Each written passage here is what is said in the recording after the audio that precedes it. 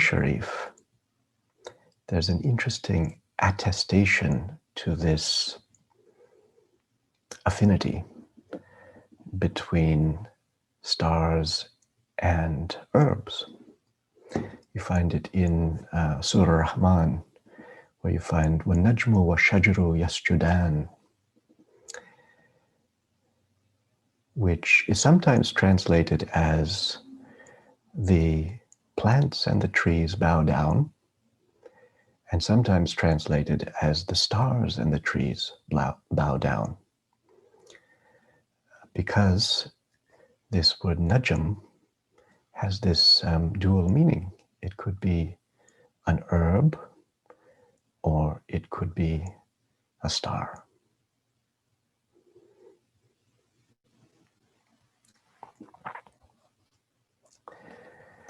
The poet Longfellow recognizes this in his verses when he says, speaking of the flowers, he says, "Stars they are, wherein we read our history, astrologers and seers of eld, yet not wrapped about with an awful mystery, like the burning stars which they beheld."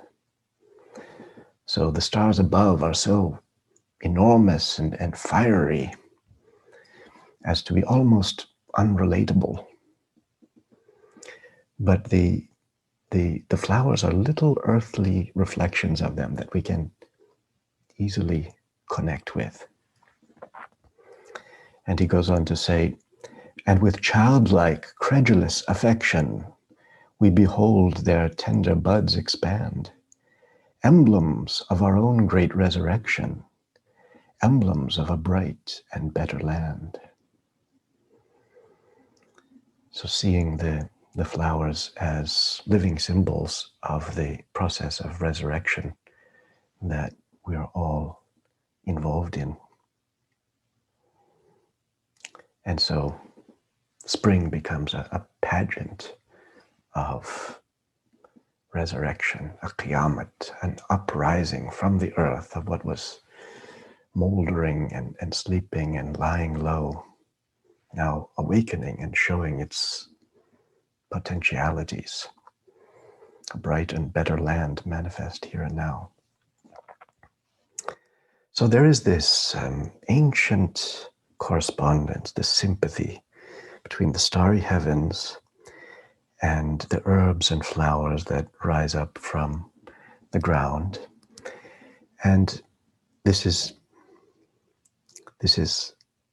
manifested by means of the descent of sidereal light, the rays of starlight that constantly stream down, including the sun, our own nearest star, but the light of all of the stars pouring down, cascading down over the earth, into the earth, inseminating it,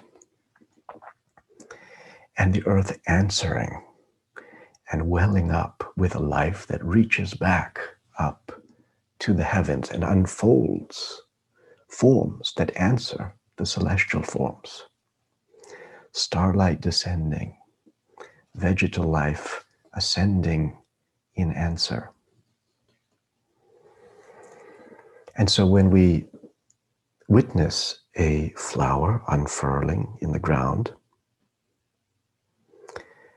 there is the sunlight that energizes it. There is the light of the flower itself answering the sun. There is the sunlight revealing the flower, which would otherwise be invisible to us. And then there is the light of our own glance, bearing witness. These various dimensions of light manifesting that vision of the flower,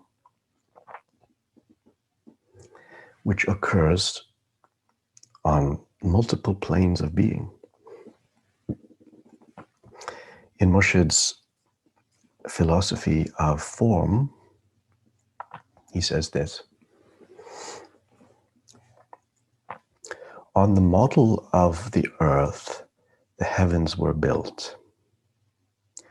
This reveals the mystery of form. that it is the impressions gathered on earth which enable the soul to make different forms.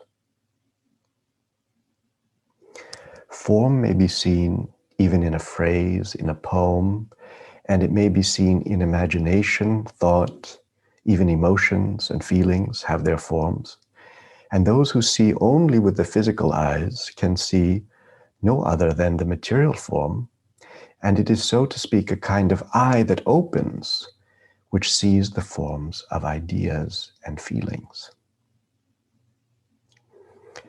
It is the nature of mind to adorn every idea, thought, and feeling with a suitable form according to its capability, in which lies the whole secret of vision. Symbolism is a language of the idea, hidden under a cloak of form.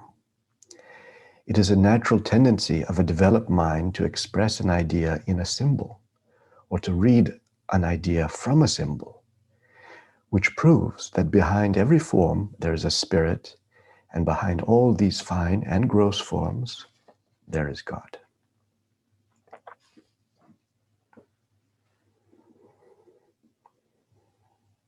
So Moshe is speaking here of the Alam al-Mithal, the world of images,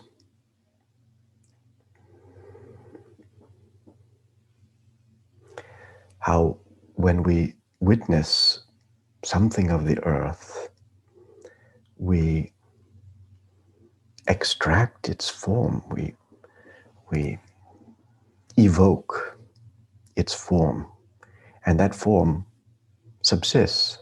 Even if we turn away from the object, that form has been evoked, it lives, it has a life. And the forms of this earth provide us with a kind of vocabulary by which thought, ideas which originate in formlessness, entering into manifestation, into expression, in which they express themselves. This vocabulary of creation, this language of nature. We articulate ideas through the forms of the earth. So forms stimulate ideas, and ideas in turn reveal themselves in forms transpiring in the mind, and which might be creatively, artistically rendered in material form. So there's a kind of cycle, ideas descending toward physical manifestation through imaginal vision, and physical experiences imaginalized and lifted up toward the formless. So the divine beauty is reflected in nature. Nature manifests and reflects the ancient, inherent beauty of the hidden treasure. What reveals itself in nature, in turn, reflects in our mind. We enact what we witness through creative acts that in turn touch the earth and mold the earth. And simultaneously, our act of witness means that witnessed forms travel through the glance all the way back to the infinite.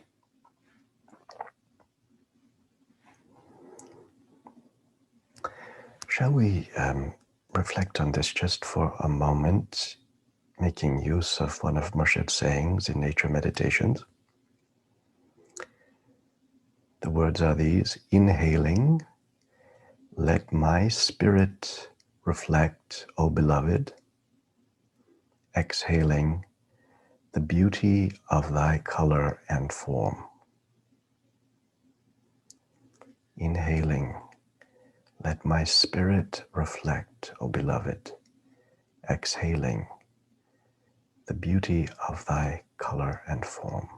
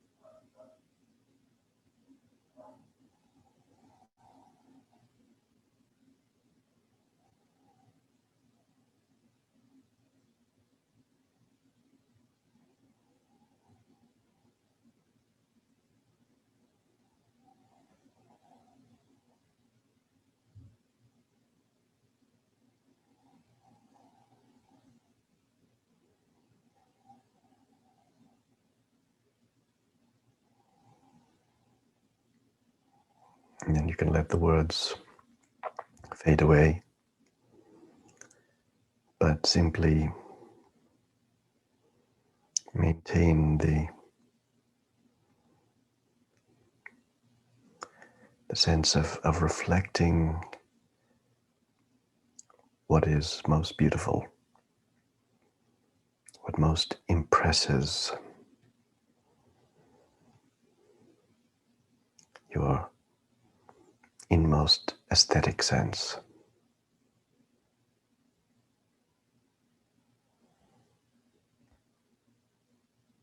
Give yourself over to it, take it in deeply, and let your own atmosphere, your glance, your whole spirit reverberate with that impression.